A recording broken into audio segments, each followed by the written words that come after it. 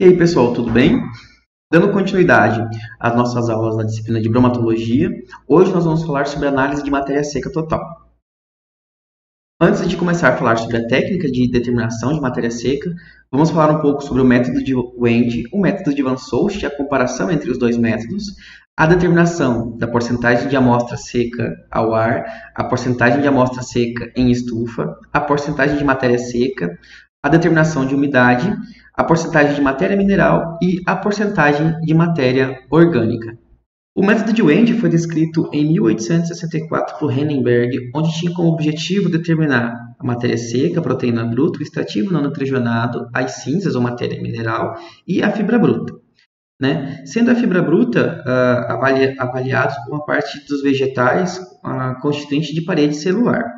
Porém, as informações corretas sobre os carboidratos não era algo fidedigno, Então, em 1967, Van Soest desenvolveu um método com o intuito de conhecer a composição dessa bendita fibra bruta, dando duas características para essa fibra, como a fibra digestiva em detergente neutro e a fibra digestiva em detergente ácido. Assim é possível fazer a decomposição dessa fibra entre celulose, hemicelulose, lignina, entre outros. Então, o método de Wendt, temos aqui o exemplo de uma matéria natural, então, tanto um alimento volumoso ou um alimento concentrado, onde nós temos a constituição de matéria seca e a parte de água ou a umidade. Essa matéria seca ela vai ser subdividida em duas categorias, a matéria inorgânica e a matéria orgânica. A matéria inorgânica são as cinzas, já a matéria orgânica é dividida em compostos nitrogenados e compostos não nitrogenados. Os compostos nitrogenados nós temos então as proteínas e os compostos não nitrogenados nós temos o extrato etéreo e os carboidratos. Dentre desses carboidratos nós temos as fibras e os extrativos não nitrogenados. Então, isso ficava meio que acaba sendo um pouco errôneo na constituição dos valores bromatológicos quando se pensa pelo método de Wendt. Então, a maioria dos laboratórios está equipada para fazer esse tipo de análise hoje em dia. A maioria das tabelas de composição de alimento é baseada nessa análise, porém, os animais ruminantes têm mostrado eficiência não apenas na fibra bruta, mas também como no FDN e no FDA. Então, por isso, a gente vem migrando as nossas análises, principalmente pela questão da constituição de fibra. Então, as informações fornecidas pelo método de Wendt não são mais suficientes para a gente nutrir adequadamente os animais. A proteína bruta inclui vários compostos químicos, sendo os mais comuns os aminoácidos. O extrato etéreo inclui os ácidos graxos saturados e insaturados, além de outros compostos solúveis em solventes orgânicos, como as ceras e os pigmentos. Nós temos aqui um exemplo de um alimento e a sua decomposição. E a fibra bruta, ela acaba incluindo apenas a celulose e a lignina insolúvel. Só que a gente tem outros tipos de fibra. Então, por isso que o método de Wendt, pela essa questão da fibra bruta, ele deixa a desejar. Van Soest, então, pegou essa parte do extrativo não nitrogenado, que era o que a gente só tínhamos até então pelo método de Wendt, e aí começou a quantificar esse extrativo não nitrogenado em amido, hemicelulose, pectina, lignina e os outros carboidratos solúveis em água. Então, ele acaba separando melhor os diversos componentes dessa fração fibrosa, substituindo, então, essa questão da fibra bruta. Então, aqui nós temos um exemplo dos carboidratos vegetais. Nós temos o conteúdo celular e a parede celular. No conteúdo celular, nós temos os ácidos orgânicos, açúcares e o amido. Já na parede celular, nós temos pectina, hemicelulose, celulose e lignina. Quando se fazia análise de fibra bruta pelo método de Wendt, a gente só conseguia quantificar uma boa parte da celulose e lignina, mas não 100% dessa celulose. Então, a gente acabava tendo um valor não muito real. Já pelo método de Van Soest, a gente consegue determinar o FDA, então a gente consegue quantificar 100% da celulose e da lignina, e no FDN a gente consegue quantificar a hemicelulose, celulose e lignina. Então, quando a gente faz análise de FDN e de FDA, a gente consegue ainda, além de ter esses dois parâmetros, a gente mensurar a quantidade de hemicelulose. Então, a composição centesimal aqui, ou composição bromatológica de alguns alimentos. Nós temos aqui algumas gramíneas, grão de trigo, músculo e o leite. Então, essa aqui foi uma tabela descrita por McDowell e colaboradores lá em 1979, onde nós temos aí, como que num parâmetro geral, as gramíneas com 80% de água, o trigo com 13% de água, músculo 72% de água e o leite 87,6% de água. E aí temos o constituinte de carboidratos, proteínas e cinza. Então, isso aqui é o que nós tínhamos, né, antigamente. Hoje, esse tipo de composição centesimal já acaba sendo meio que inútil. A gente precisa de muito mais informação do que apenas água, carboidratos, proteínas e cinza. Então, a gente vai falar um pouquinho sobre a parte de determinação de matéria seca. E qual é a diferença que existe entre a matéria seca e a matéria natural? Então, para a gente poder determinar a quantidade de umidade, né, em determinado alimento, a gente precisa determinar a matéria seca. Então, quando a gente determina a matéria seca total, a gente acaba determinando também o teor de umidade desses alimentos. Então, nós temos aqui um exemplo assim, de um alimento onde tem aqui um capim verde, por exemplo, né? Nesse capim, então, nós temos, além da matéria seca, nós temos água, temos esses nutrientes diluídos tanto na matéria seca quanto nessa água. Já no capim totalmente seco, a gente já não vai ter mais a presença da água, apenas os nutrientes concentrados nessa matéria seca que vai corresponder aqui em 100%. Então aqui, se a gente pegar um exemplo de 10 kg de um capim verde, desses 10 kg, 72% dele vai corresponder à água, ou 7,2 kg vai ser correspondente à água, e apenas 2,8 kg vai ser corresponder, então, à matéria seca. Então, o alimento será toda a matéria possível de ser ingerido pelo animal. Então, o alimento envolve também a água constituinte nesse ingrediente. A ração é a quantidade total de alimento que esse animal vai consumir durante 24 horas. Então, até a água é considerada aí como constituinte da ração, né? Diferente do que a gente pensa que ração é aquilo que a gente pega, formula e coloca no coxo. Isso não é uma ração, isso é dieta. Ração é tudo aquilo que o animal vai ingerir durante 24 horas. A tabela de composição bromatológica ela pode ser expressa em porcentagem ou em grama por quilo. Então, pode estar descrito como 15% de matéria seca ou 150 gramas de matéria seca por quilo. Então, vocês podem encontrar dessas duas formas. Então, aqui nós temos um exemplo aqui. Farelo de soja geralmente tem em torno de 89,9% de matéria seca. Milho, 88% de matéria seca. Rações comerciais, 92,6% de matéria seca. E alimentos úmidos para gato, aqueles sachêzinhos que a gente acaba comprando no supermercado para a gente alimentar os animais, aí em torno de 17,5% de matéria seca. Então, para a gente chegar nesse valor ou nesse teor de matéria seca, são necessários alguns procedimentos laboratoriais. E lembrando que o percentual de matéria seca reflete o teor de umidade desse alimento. Então, se você quer saber o quanto tem de umidade em um alimento, depois de ter determinado a matéria seca, é só pegar o valor de 100 menos o valor determinado de matéria seca total, você vai chegar então no valor de umidade. Mas a gente vai fazer essas continhas mais à frente, ok? Então, aqui nós temos a composição bromatológica de alguns alimentos volumosos com base na matéria seca. Então, nós temos aí matéria seca da alfafa, amendoim, desmodium, aí os estilosantes, o umbandu e o crusticross, né? Então, temos aí matéria seca, matéria orgânica, proteína bruta, extrato etéreo, FDN, FDA e energia bruta.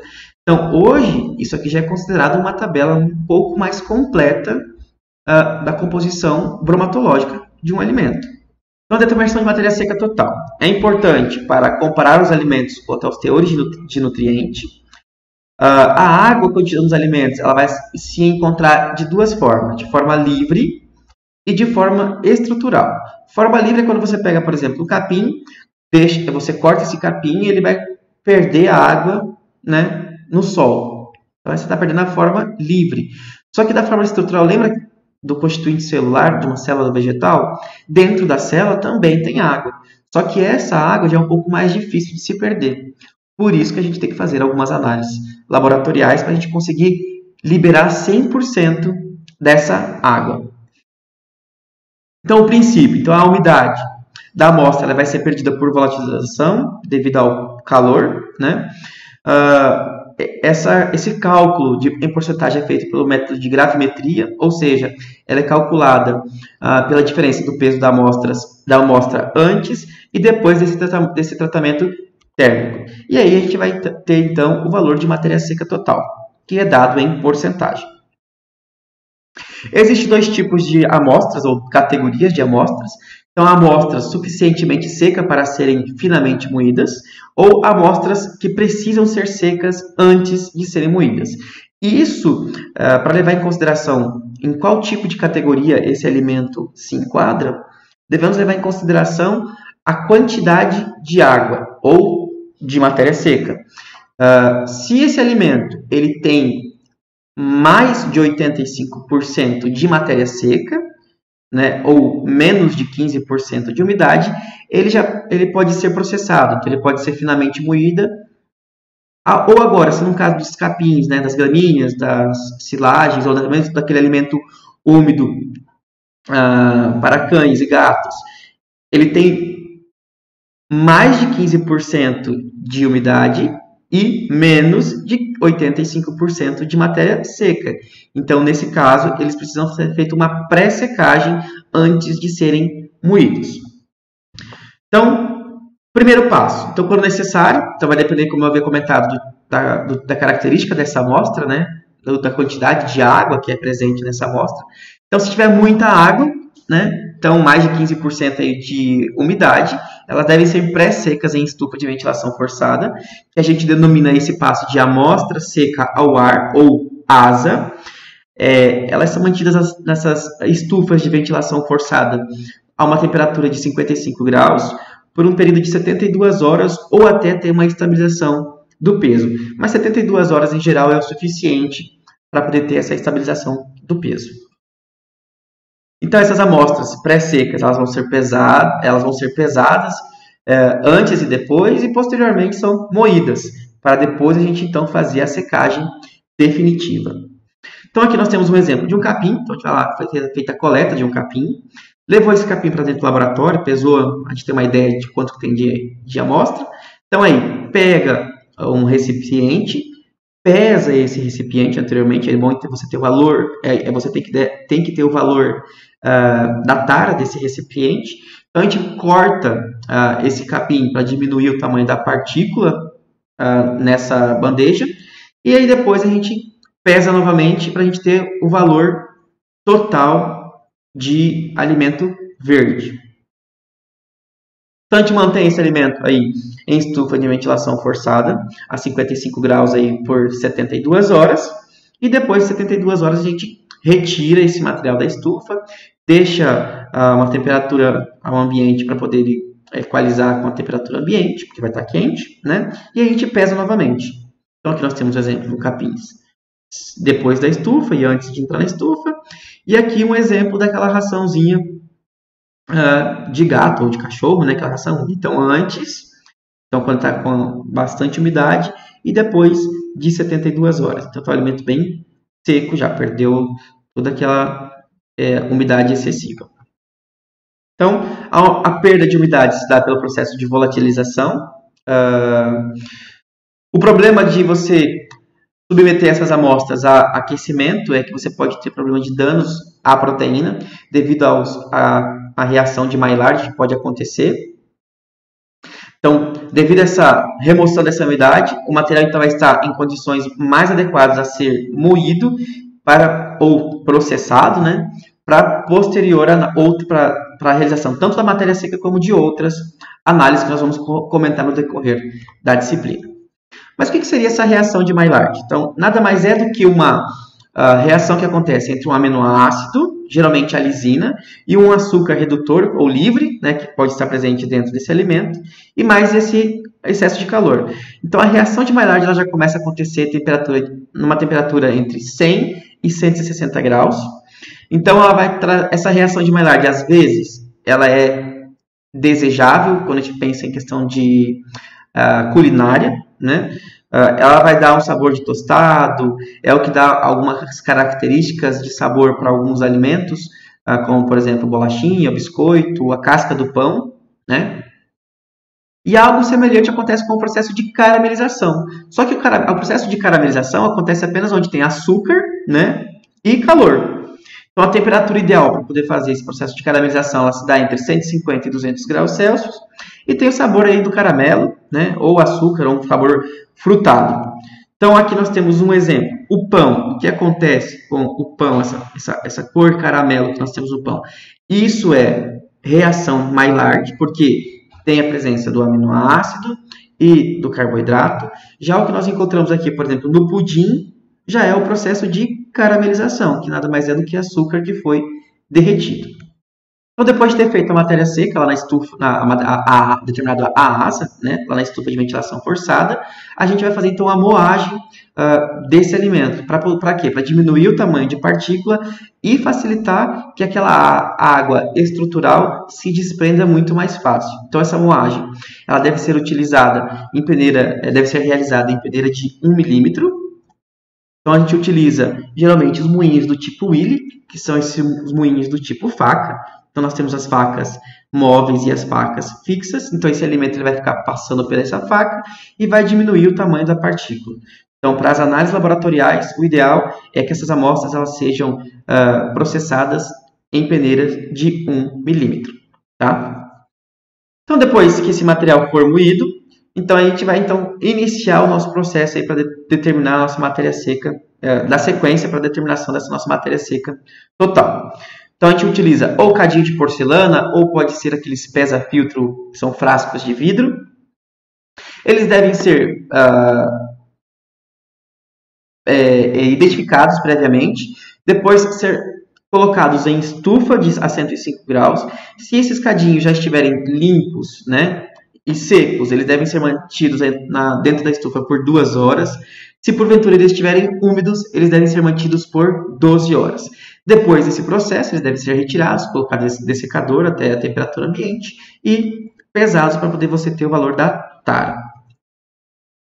Então, para a gente poder fazer a determinação de matéria seca, a gente precisa de uma balança analítica, as amostras já moídas e o dessecador. Então, esses pesa-filtro ou cadinho, eles são retirados de dentro da estufa, são acondicionados em dessecador, onde devem ser mantidos entre 45 minutos a 1 hora, para poder estabilizar a temperatura, porque está saindo da estufa, né, em temperatura quente, e a gente tem que manipular esse material aqui quando ele estiver em temperatura ambiente. Então, a gente tem que deixar a balança tarada, a gente coloca o cadinho ou pesa-filtro dentro da balança, anota o peso do cadinho ou do pesa-filtro e volta a tarar a balança, para depois, então, a gente colocar a nossa amostra. Então, depois de colocar o cadinho, tarado o cadinho, e a gente adiciona aproximadamente 2 gramas de amostra. Porém, isso varia. Se por acaso você tiver um alimento muito volumoso, você pode trabalhar até com um pouquinho a mais, né? Até 2,5 gramas, 3 gramas. Mas em geral a gente utiliza 2 gramas de amostra. Depois de então pesar essas 2 gramas de amostra, a gente volta esse cadinho já com a amostra para dentro da estufa de 105 graus, onde vão ser mantidas por 16 horas, ou a gente pode também falar de um dia para o outro, né? Deixa passa a noite dentro da estufa. No dia seguinte, então, após as 16 horas, a gente retira esses cadinhos de dentro da estufa, são acondicionados dentro de dessecador até ele chegar à temperatura ambiente, em torno de 45 minutos a 1 hora, para então fazer a pesagem final. Pesa novamente, então anota esse valor, e aí são os valores que nós vamos utilizar para fazer a determinação da matéria seca. Você pode descartar essa amostra, lembrando que como a gente levou esse material a temperatura acima de 100 graus, né, então não é interessante fazer a utilização desse material, por exemplo, para poder fazer análise de proteína, porque já houve problemas na alteração aí das propriedades das proteínas devido à reação de Maillard. Porém, se você quiser dar sequência à análise de matéria mineral, É possível, então você pode pegar esse cadinho e aí manter essa amostra do jeito que está, com o máximo cuidado possível, e dar sequência na análise de matéria mineral que nós vamos ver no decorrer da aula de hoje. Então, após a pré-secagem, ASA, a gente vai fazer a realização da secagem definitiva lá na estufa a 105 graus Celsius por 16 horas. E aí, por método de gravimetria, a gente vai determinar então a nossa matéria seca total. Então, a matéria seca total é obtida com os valores de amostra. Quando nós temos uma amostra úmida, a gente tem que levar em consideração a nossa porcentagem de ASA e a nossa porcentagem de ASE. E quando nós temos já amostras que não precisam fazer o processo, não precisam ser levadas à estufa de ventilação forçada, a gente utiliza apenas o valor de ASE. Então aqui vamos usar alguns exemplos. Então nós temos uma amostra de capim verde, uma amostra de uma ração, um concentrado qualquer. Temos a amostra de capim verde, então ela é uma amostra úmida, tem menos de 85% de matéria seca. Então, essa amostra, obrigatoriamente, ela tem que ir para a pré-secagem, né, na estufa de 55 graus Celsius. Então, a gente determina o valor de ASA. Depois de ter feito a determinação do valor de ASA, a gente vai fazer a moagem a 1 milímetro. E aí, fazer a secagem na estufa a 105 graus, que é a amostra ASA, que é a amostra seca em estufa, determinando, então, a matéria seca total. Já os alimentos concentrados, então, são amostras que já são secas, então tem mais de 85% de matéria seca, a gente não tem a necessidade de fazer a pré-secagem. Então, a gente já faz direto a moagem a 1 milímetro e aí faz a secagem na estufa a 105 graus Celsius e aí determinamos a matéria seca total. Então, vamos fazer alguma parte prática aqui, alguns cálculos, tá? Então, o capim, que eu vou representar sempre em azulzinho, e o concentrado eu vou representar aqui sempre em vermelho, tá? Então, o capim. Então, primeiro a gente vai fazer a pesagem da bandeja vazia. Então, o valor aí de 101,5 gramas, que vai ser a nossa tara. O peso da nossa amostra úmida, 333,6. E depois de seco, então depois já foi pesado, nós temos aí depois de ter tirado da nossa estufa, né, a bandeja mais a amostra seca ao ar, dando um valor aí de 174,3. Para a gente determinar a porcentagem de amostra seca ao ar, a gente precisa do valor da ASA dividido pelo valor da amostra úmida multiplicado por 100. Então, se a gente pegar, jogando os valores na fórmula, chegamos no valor de 72,8. Então, vamos fazer passo a passo. Então, nós temos aqui o peso da bandeja vazia, sem o capim ainda, 101,5 gramas. O peso só do capinho verde, 233,6. Quando a gente tem os dois juntos aqui, nós temos o peso da amostra verde mais a bandeja. E aqui nós temos o peso da bandeja mais a amostra seca. Então, para a gente determinar esse valor de ASA, a gente tem que fazer uma continha antes. Então, vai ser o valor de 174,3, que é a amostra após ter saído da estufa, menos o valor da tara da bandeja, então 101,5. Chegamos então um menos o outro, chegamos no valor de 72,8. Então esse é o nosso valor de ASA.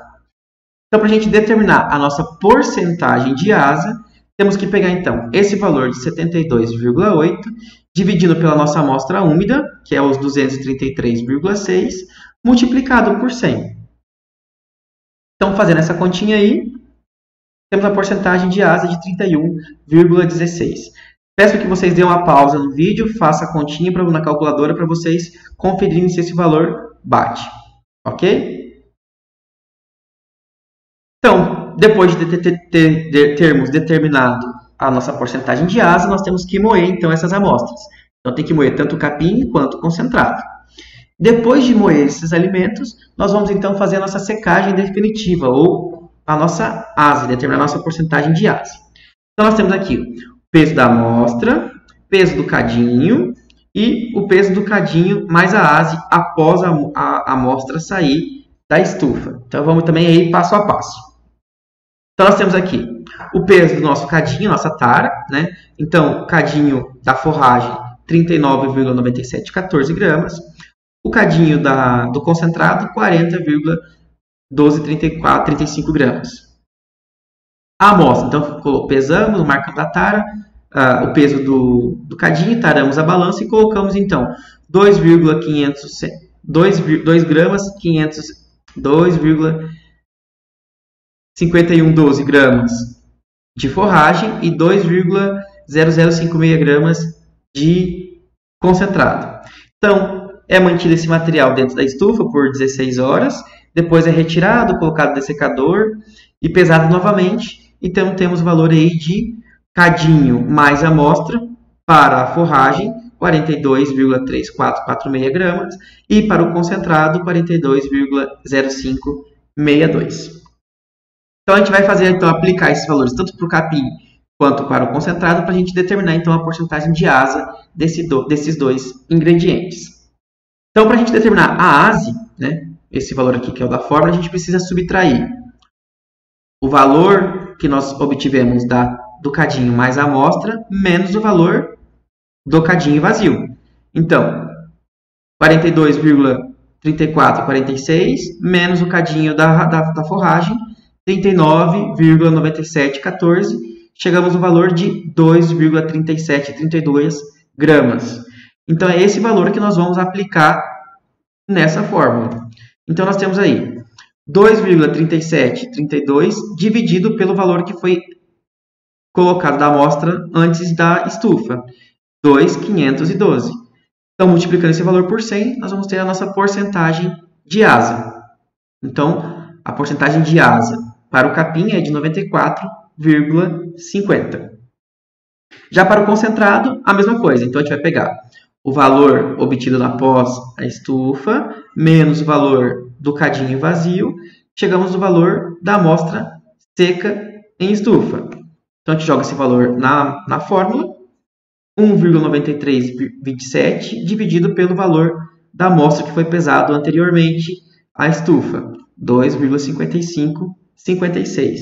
Multiplicamos esse valor por 100, temos então a porcentagem de ase do concentrado, que dá 96,36%.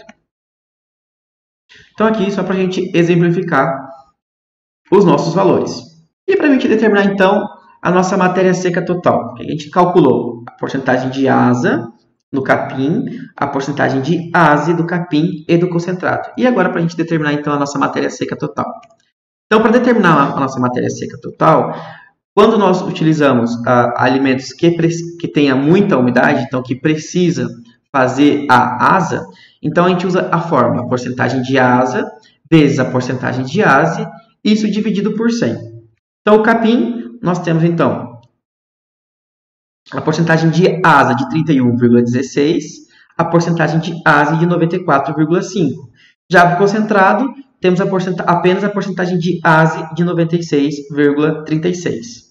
Então, para a gente determinar a porcentagem de matéria seca do capim, temos o valor de 31,16 vezes 94,50, dividido esse valor por 100, temos então o valor de 29,45. Então, a porcentagem de matéria seca do capim é 29,45.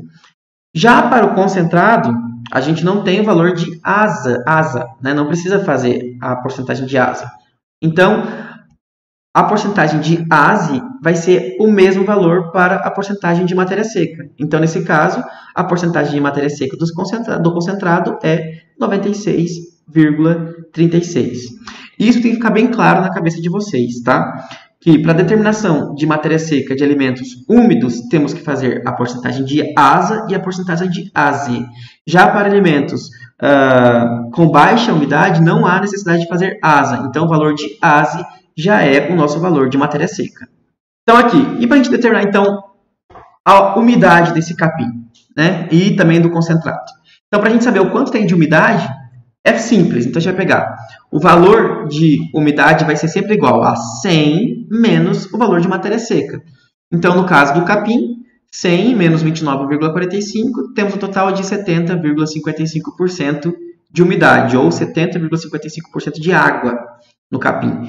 Já no concentrado, 100 menos 96,36, chegamos no total de umidade de 3,64%. Então, agora eu quero que vocês dão uma pausa no vídeo e façam esse exercício aqui. Então, eu quero que vocês determinem o valor de ase asa, matéria seca total e umidade de uma amostra de braquiária do brejo, onde nós temos o valor da tara do saquinho ou da bandeja, né, de 9,32 gramas, a tara mais a amostra verde de 446 gramas e tara mais asa 20,26. Lembrando aqui que já tem o valor da tara mais a amostra verde. Então, a gente tem que tirar o valor da tara para a gente saber o quanto que nós tínhamos de amostra verde total, ok? Então, deem pausa no vídeo e façam esse exercício. Então, aqui nós temos o resultado. Espero que tenha batido o resultado com vocês. Caso algum de vocês tenha dificuldade em fazer essa conta não chegar nesses valores, entre em contato comigo e a gente tenta resolver esse probleminha junto, ok? E aí temos a parte de análise de matéria mineral. Então, a determinação de matéria mineral ou de cinza, como também é descrita, ela nada mais é do que uma combustão total da matéria orgânica. Então, para a gente poder fazer esse procedimento, a gente usa o cadinho, obrigatoriamente, tem que ser cadinho de porcelana, dessecador, a gente tem que pesar esse cadinho vazio, a mesma coisa igual eu tinha feito na matéria seca, pesar aí de 1 a 2 gramas de amostra. O ideal é que sejam 2 gramas de amostra, principalmente se for forragem, que vai ter baixa concentração de matéria mineral. Usamos uma mufla, balança de precisão, a balança analítica. Então, a gente vai fazer a queima desse material a uma temperatura de 580 a 600 graus Celsius por um período de 4 a 5 horas. Ok? Então, a mesma coisa que nós tínhamos feito na matéria seca. A gente tem que pesar os cadinhos vazio. Se por acaso ele estiver seco, a gente tem que manter esses cadinhos na estufa por 2 horas. Se tiver úmido, tem que deixar por 16 horas até ele estar bem sequinho. Depois de tirar da estufa, ele vai para o dessecador por 45 minutos a 1 hora e aí eles vão ser pesados. Lembrando que a identificação para poder fazer a matéria mineral tem que ser feito com um lápis, com grafite. O ideal é que seja aquele lápis 2B. Porque se for com lapiseira, por exemplo, a lapiseira vai apagar o que for para a mufla e você não vai conseguir identificar o seu cadinho.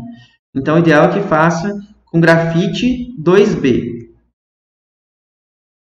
Então, tira o cadinho de dentro da estufa, né? Depois de ter identificado eles ficam ali as 2 horas ou as 16 horas dentro da estufa. Tira, coloca no dessecador, deixa ele estabilizar a temperatura ambiente aí por aproximadamente 1 hora, de 45 minutos a 1 hora. Pesa, então, esse cadinho vazio, tira a tara, marca esse valor, né? Tira a tara e aí faz a adição da amostra aí de 1 a 2 gramas de amostra. Depois, vai para a mufla, esse cadinho com a amostra, vai ficar lá na mufla, numa queima aí de 580 a 600 graus Celsius por 4 a 8 horas. Não, 4 a 5 horas. 4 horas é o suficiente para poder fazer 100% dessa combustão. Depois de ter tirado da mufla, então, a gente volta esse cadinho para o dessecador, fica lá mais ou menos os 40... e outra, depois que passou as 4 horas, não pode abrir a mufla não. Essa mufla tem que esperar ela cair a temperatura, mais ou menos de 200 a 150 graus, e depois abrir com cuidado a mufla para poder não ter problema de, na hora que você abrir com muita força, entrar ar dentro da mufla, e aí você perder a amostra, porque a hora que entra o ar frio dentro de ar quente, você pode perder a amostra de dentro do cadinho, então tem que abrir com cuidado a mufla, e aí colocar esses cadinhos dentro do dessecador por aproximadamente 45 minutos, 1 hora, ou até que você toque assim no dessecador e o dessecador esteja com temperatura ambiente. Então pesa novamente o cadinho, anota esse valor, e a gente vai fazer as contas então de matéria mineral. Você pode descartar essa cinza ou a gente pode utilizar essa cinza para poder realizar análises de constituintes minerais, que é o que nós vamos falar na próxima aula. Vamos falar sobre a parte de análise de cálcio e fósforo. Então, para a gente determinar então a porcentagem de matéria mineral, nós utilizamos a fórmula cinza, que é dividido pelo valor da amostra, vezes 100. Então, aqui nós temos uns dados, né, onde nós temos peso do cadinho mais a amostra, o peso só da amostra, o peso do cadinho mais a cinza e o peso da cinza. Então a gente aí vai determinar então a nossa porcentagem de cinza na asa e na matéria seca e na matéria natural. Então vamos usar esses valores aqui. Então a gente vai empregar esses valores na nossa fórmula. Então a cinza, para a gente determinar esse valor dessa cinza aqui, nós vamos pegar o cadinho mais cinza menos o peso do cadinho vazio, que vai dar esse valor de 0,1653. Então é esse que é o valor que nós vamos colocar na nossa fórmula, que é a cinza só. Então 0,1656 vai ser dividido pelo peso da amostra inicial, então aquela amostra que nós pesamos lá antes da queima. Então 2,2154. E esse valor, então, a gente vai dividir um pelo outro, multiplicar por 100, e nós vamos ter a nossa porcentagem de matéria mineral, dada em 7,458. Então, a gente joga esse valor ali, né, para a gente ter a nossa porcentagem de matéria mineral na asa. Certo? Agora eu quero que vocês deem pausa no vídeo e façam esse mesmo cálculo para essa amostra aqui de baixo, que está em verdinho aqui. Então, temos aqui o resultado. Então, veem se o resultado bate com o resultado de vocês. Os dois aqui são a mesma amostra, então a gente tirou uma média das duas aqui para a gente ter um valor médio de porcentagem de matéria mineral. Agora, a gente vai fazer a determinação da matéria mineral com base na matéria seca. Então, aqui eu dei um valor para vocês de ASE, 87,88. Então, para a gente poder fazer a determinação de matéria seca com base... Não, desculpa. Então, para a gente fazer a determinação da porcentagem de matéria mineral com base na matéria seca, utilizamos a seguinte fórmula. A porcentagem de matéria mineral dividida pela porcentagem de ASE. O valor que nós encontramos aqui, a gente multiplica por 100. Então, vamos fazer então esse cálculo para essa amostra aqui. Então, nós temos 7,458, que é o valor que nós determinamos no slide anterior, dividido pelo valor pela ASE, que eu disponibilizei aqui para vocês, de 87,888.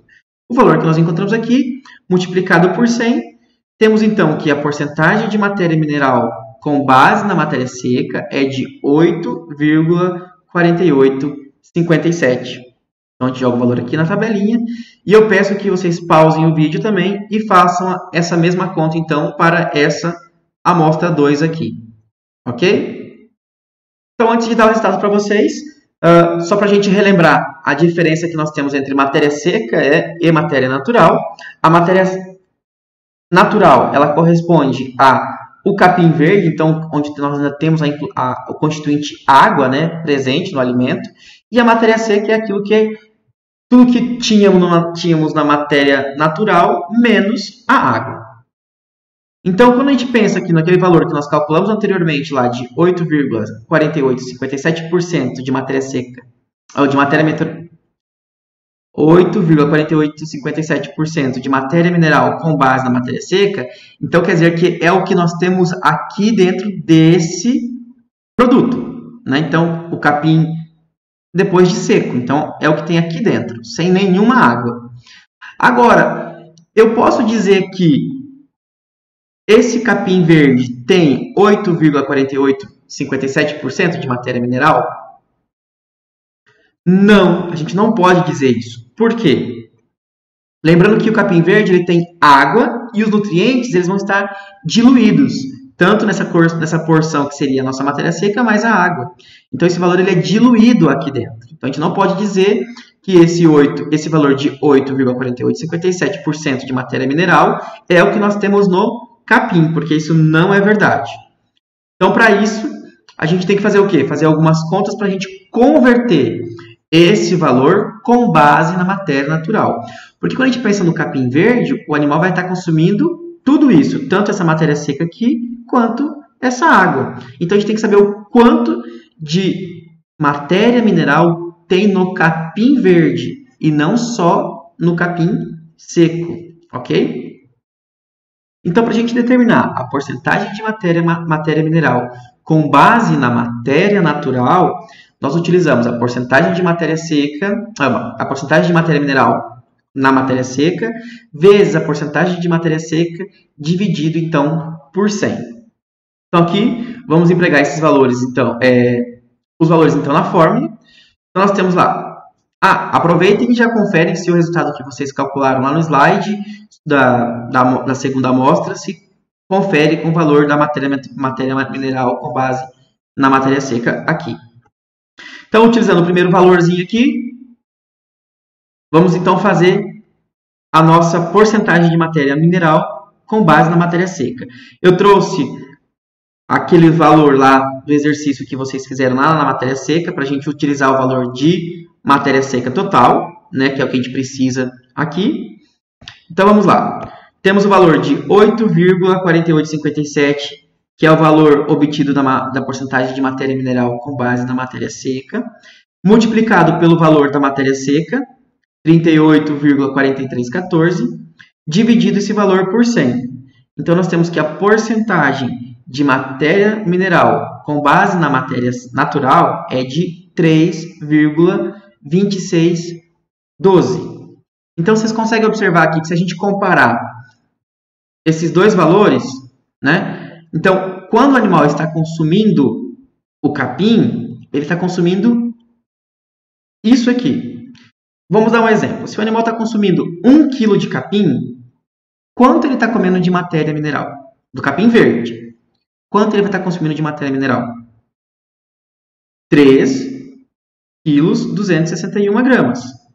Certo? Agora, se eu pegar esse mesmo capim, secar ele, né, fazer tipo um feno e alimentar e dar para esses animais, esses mesmos animais, só que ele vai comer 1 kg do capim seco. Quanto de matéria mineral esse animal vai estar consumindo? Aí a gente vai elevar esse valor. Então, 1 kg do capim seco, ele vai estar ingerindo 848 gramas de matéria mineral. Eu falei errado aquela hora aqui, né? Em 1 kg de capim verde, ele vai estar consumindo 326 gramas.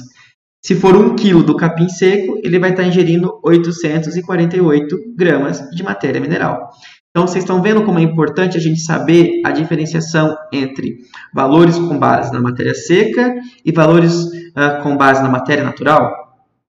Porque quando a gente vai formular uma ração, formular uma dieta, a gente saber distinguir esses valores é de suma importância, ok? Então, façam esse mesmo cálculo para essa segunda amostra aqui. Então, dá pausa no vídeo aí, faz esse cálculo. Agora, conferem se o resultado bate, né, em valor de matéria seca e matéria natural. Como os dois cadinhos aqui é a mesma amostra, né, a gente acaba tirando a média. Em análise laboratorial, pessoal, então, todas as análises que nós vamos fazer, geralmente a gente sempre faz em duplicata.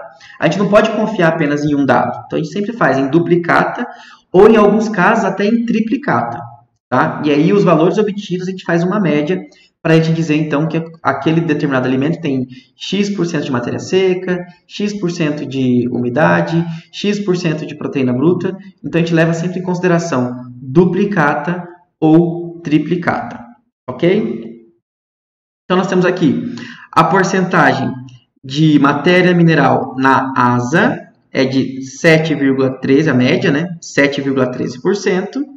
A porcentagem de matéria mineral com base na matéria seca é de 8,12% aproximadamente. E a média das amostras da matéria mineral com base na matéria natural é de 3,12% aproximadamente. Ok? E para a gente fazer então a determinação de porcentagem de matéria orgânica. Então, para a gente determinar a matéria orgânica do alimento, é muito simples. É só pegar 100 menos a porcentagem de matéria mineral. Então, que é esse valor aqui. Tá? Então, para a gente determinar a porcentagem de matéria orgânica, nós vamos pegar então 100 menos, peguei o valor médio aqui, 7,1343. Temos então que a porcentagem de matéria orgânica desse capim aqui é de 92,87%. Certo, pessoal? Bom, vou ficar por aqui. Na próxima aula, vou falar para vocês sobre a parte da sequência, né, dessa parte de matéria mineral. Então, nós vamos fazer uma solução mineral e os passos que nós devemos seguir, então, para poder fazer análise de cálcio e de fósforo. Tá certo? Obrigado e até a próxima aula.